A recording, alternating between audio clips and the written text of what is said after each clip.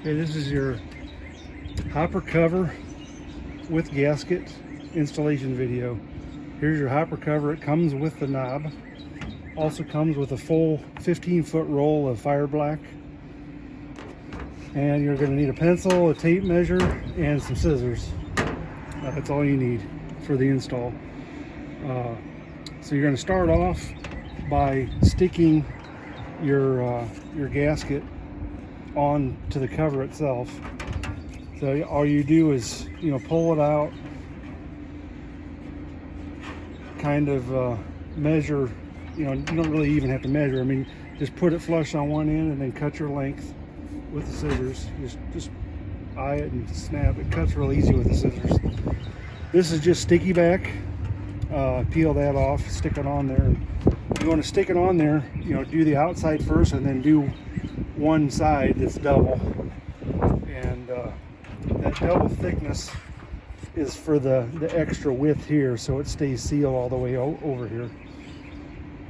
So once you got that on there, then you're going to have this locked. You're going to take your pencil, and you can see the rubber gasket here where all that ends.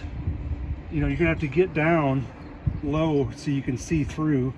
And then just put a small mark right here where that gasket ends, and then you want to do the same thing on this end. Put a mark.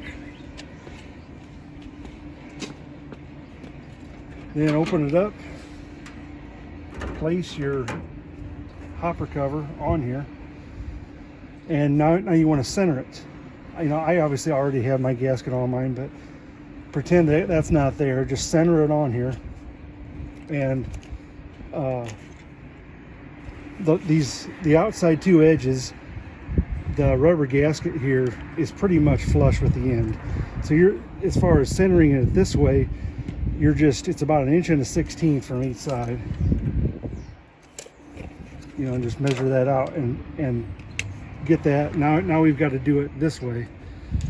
So you want to measure from your mark.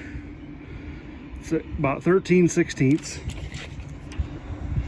each way, and center it up. You're just measuring from your mark to the plate and then your mark to there, but center that.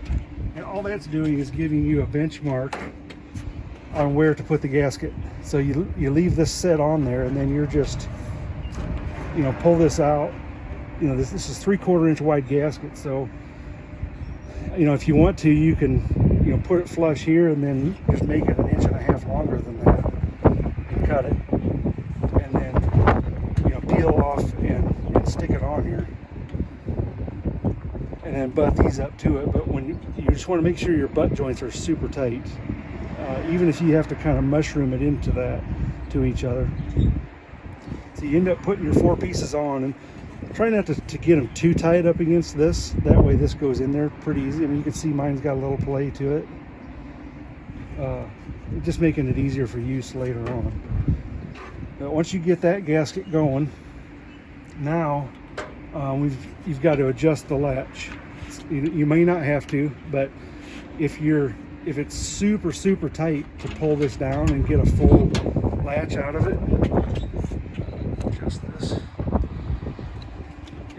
If it's way tight here, you're going to want to adjust these screws and open it up a little bit so it's not pulling it down as far. Since you're adding the thickness of the gasket here, that's what you're adjusting for. You're not hurting anything by opening it up some. So once you get that adjusted, you're still going to have more gasket left after putting the gasket here and on the bottom side of the cover. That other gasket, you want to do your door down here. I haven't done it to mine, but